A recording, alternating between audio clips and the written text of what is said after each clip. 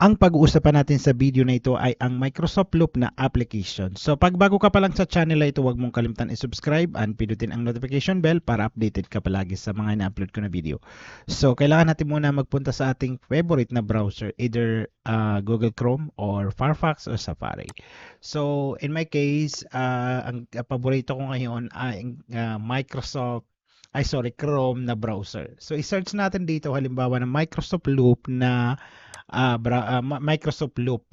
So, i-search ko na lang dito sa aking search area and i-search natin dito na Microsoft Loop.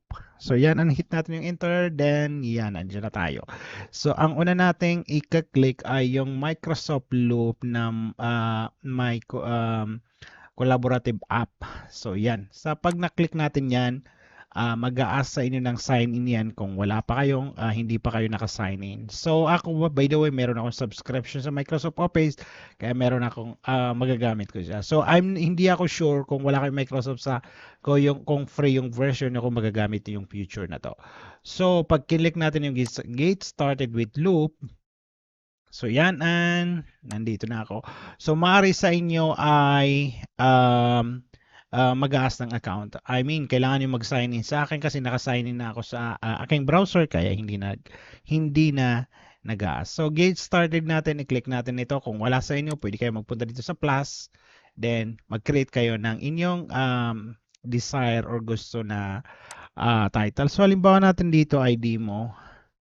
So, since nandyan na tayo, so i-click natin. So, meron na tayong workspace na para sa ating demo. So, dito tayo sa una, ang kailangan natin dito ay yung untitled natin. Ito, untitled pa. So, lagyan natin dito ng demo example, demo. Then, dito actually pwede tayo maglagay dito ng ating cover para naman maganda yung ating presentation. So, actually, ang kagandahan nito ay pwede natin i-share sa ating mga colleague. Ako lagi kong ginagamit ito since noong inintroduce sa akin ng higher superior ko. Tapos lahat ng mga notes ko ngayon, almost lahat ng notes ko sa office, meetings, dito ko ginagawa. Dahil nasi-share ko nakikita nila live yung mga update yung ginagawa ko. So, example, lagyan natin ng icon. Anong gusto natin dito na icon? So, ito na lang. Yan. So, actually, pwede lagyan ng mga ibang ano to eh. Ito na lang. Ayan. Then, ang title natin lagyan natin dito sa ating title ay ano na lang, project planning implementation. Ano lang to? Tinap ko lang guys. So dito sa start, just start typing ay lagyan natin dyan yung ating cursor or mouse pointer. Then pag kinlik natin ito ay may maraming mag-show dito ng mga options. So halimbawa, iyan natin yung new subpage. So actually hindi ko gaano ginagamit 'yan. So pupunta ako dito sa ating planning page. Then i-click ko lang sa area na 'to kasi ito yung subpage natin eh. So kung ayon yung subpage na right click nyo lang and hanapin natin dito yung ito pala, click natin. Gusto ko lang siya i-delete. So i-delete na lang natin dito, delete. Ayan. Delete natin, balik tayo dito. So hindi pa na-delete. So anyway, ignore natin muna. Dito tayo sa ating back tayo sa reset natin. Ito yung ating project na implementation. Then, balik tayo dito ulit. Then, pag naglagay kayo dito ng slash ba yan? So, I'm not sure slash ata. So, next dyan ay yung table. Then, lagay yan, yung mga normal na parang yung ginagamit natin na sa Microsoft Word, parang ganito lang yon. So, example natin ay name o employee name. Planning pala to. So, project 1 na lang, project name. Name, then, ano lang to, cost. or task. Ilagay natin dyan. So, example natin, project 1. Project 1, then task 2 is ongoing. Ilagay natin ongoing. Project 2. Then, ongoing ilagay natin. Not started. Not started. Pwedeng ilagay natin dito ay status. Ayan. Then, dito naman, actually, pwede na natin i-format ito. Then, kung gusto niyo mag-add ng table, ay right-click nyo lang dito, insert left or right. Insert. Saan ba yun? Merong option na insert yan. So, kung maglalagay kayo dito ng sa right, ayan. So, mag-add lang kayo. So, kung gusto niyo naman, up, down, meron ding ano dito, insert, yung para sa ano, may mga option dito. So, mag-move tayo, then maglagay tayo ulit dito ng slash. Mag-click tayo dito, slash ulit. Actually, parang annoying ako dito. Saan ba yung delete nito? Ano na lang sa keyboard. Delete yun sa keyboard. Then, start typing here. So, example natin, maglagay tayo dito ng heading 1 ulit. Saan ba yung heading 1 na to? Then, mag-type tayo dito ng project,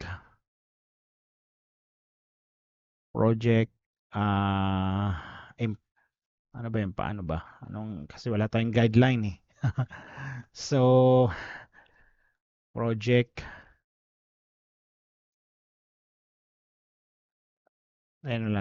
project map. Sample lang natin to kasi wala akong maisip na ilalagay natin dito.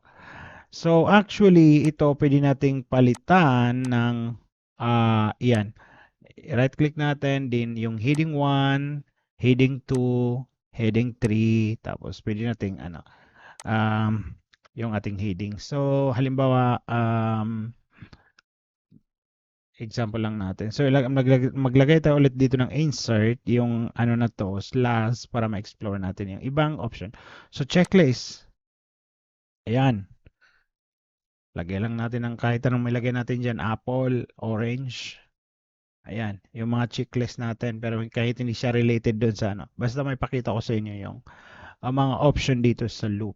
So then, enter natin. Maglagay tayo ulit ng insert na slash. Tapos may mga bullet din na option. So, hindi ako naka-prepare dito ng mga sample. Basta makita nyo lang kung paano gamitin. So, yan. So, example natin, color red, black, then yellow. Yan. So, kung gagamitin nyo ulit, insert, nag-choose insert, tapos, ayan.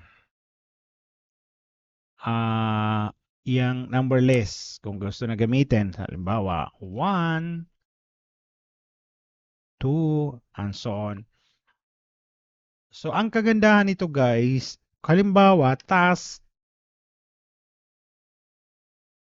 at, tapos pag nag-at kayo, makikita nyo dyan. So, pwede nyo guys itag dito yung colleague nyo kung naka-sign in kayo by enterprises, yung company email nyo.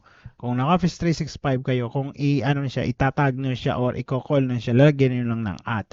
So, gamitin natin ulit yung yung call out. Hindi naman ako gumagamit nito. Tapos, yung hindi ko ginagamit palagi yan. Tapos, yung code, hindi ko lang ginagamit yan. Kung pwede tayo maglagay dito ng ating code na kaya lang hindi ko talaga ginagamit yung area na to. Then, i-explore ba natin? Dito tayo sa baba. Then, hindi ko rin ginagamit ito. Hindi ko na-explore yung na to. Mermaid. Hindi ko actually na to. Diagram pala to. So, actually, ang area na yun, hindi ko rin na-explore. So, i-check natin ito ulit. So, divider. Ako, hindi ko rin ginagamit palagi yung divider na yan. Then, check natin ulit. Pwede natin right-click yung mga ibang option. So, table of content, di ko rin gaano ginagamit yung table of content na yan. So, kagandahan nito guys, pwede tayo mag-add pa dito ng plus. Pero actually, hindi ko rin ginagamit yung tray na to. Yung tray activity. And kung gusto niyo guys i-share yung anyong output sa inyong colleague, i-share niyo lang dito sa page or workspace. Sa akin, sinare ko ng workspace pero nakikita lahat yung aking mga activities. So dapat pala sinave ko as access only on this page. So hanggang dito lang guys, and I hope may napulot kayong konting aral dito na magagamit nyo rin sa inyong mga activities sa inyong company or personals. So wag niyong kalimutan i-like and subscribe ang aking YouTube channel.